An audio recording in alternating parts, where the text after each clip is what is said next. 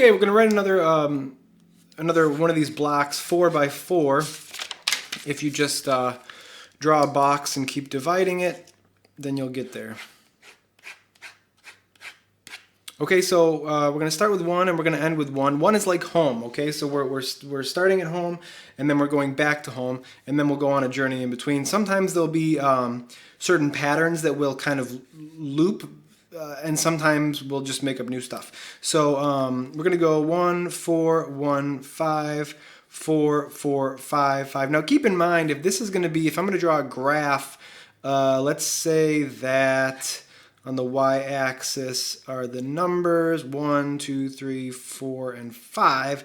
This right here, 1, 4, 1, 5 feels like this. 1, 4, 1, 5. So we're kind of jumping around a lot, right? So we're not, it's not kind of a smooth upward motion. It's where we're going up and down and back up again.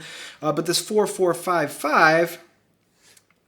See, 1, 2, 3, 4, 5, 1, 4, and 5. Yeah, so this 4, 4, 5, 5 line is 4, 4, 5, 5. So this is much smoother.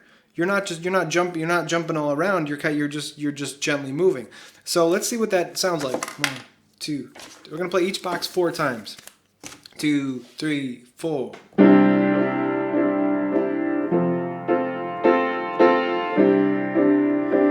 5, 4, 4, 5, 5. Okay, so again, a little faster.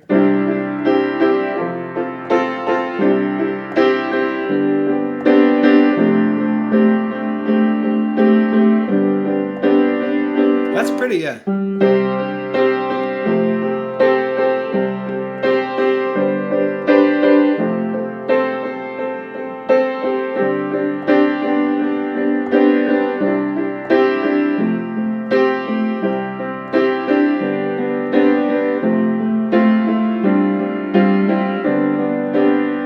Yeah, so that's kind of cool. So now keep in mind, if you don't play each box 4 times, then it feels like we're all over the place too fast. So I'm going to play each box once now.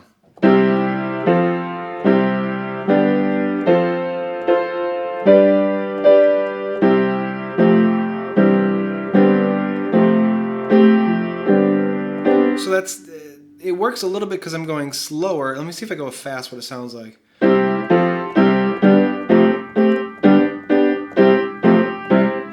It's just too fast of a movement. So that's where you start to really feel this, like you're jerking all around.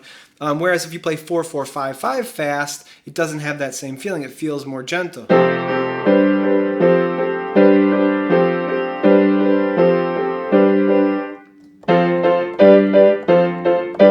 Now, one thing that I want to point out there is the flavor changing how a chord sounds from it being blocky.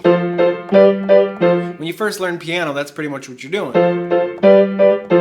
But you can take that same thing and just mix all the notes around and end up with different flavors.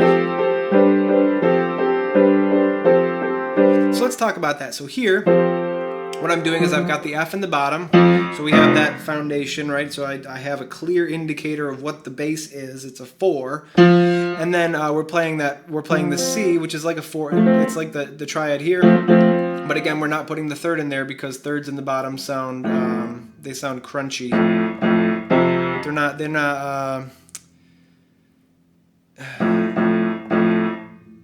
It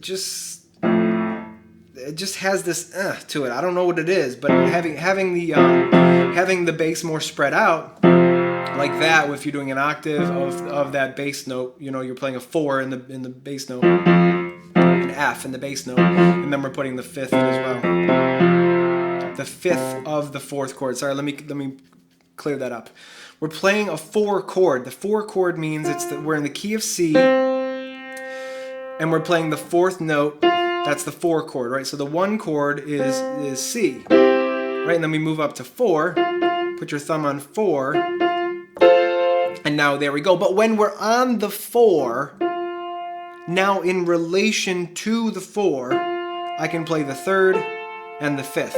1, 3, 5. Okay, so there's two different sets of numbers that I'm kind of going back and forth with. So make sure that you clarify that in your mind. Where what I'm writing here are chord progressions. They're how the bass note is changing, and then the other numbers I'm using are in relation to whatever the bass note is, up from there, right? So this is a 1 chord, and I play the 1 and the 3 and the 5, and then I go up to the 4 chord, and I play the 1 and the 3 and the 5, and then I go to the 5 chord. And when I say 5 chord, again, that's in relation to the song key, which is C.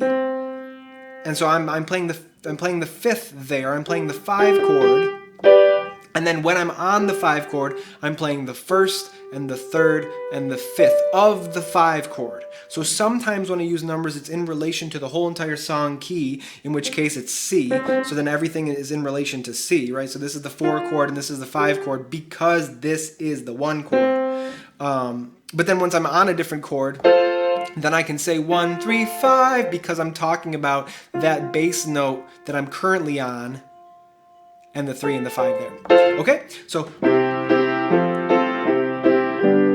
what I want you to do is go through this and do, as you're making up numbers, just use 1 and 4 and 5 and just kind of have an idea in your mind of, are you flinging people all over the place, or are you kind of just gently having a rise? And then maybe overall, are you gently, do you have an arc where you're getting back to 1 after you go through all these chords? You're finally getting back to home. Home, you want to make sure you end on home. It finishes stuff up. And then, of course, all rules are made to be broken. So once you learn the rule, then follow your gut and figure out what you want to do. But that's the main thing to focus on here. As you make this 4x4 box, just use 1, 4s, and 5s, and just start looking at each line individually as this kind of graph in your mind, and just start kind of coming up with those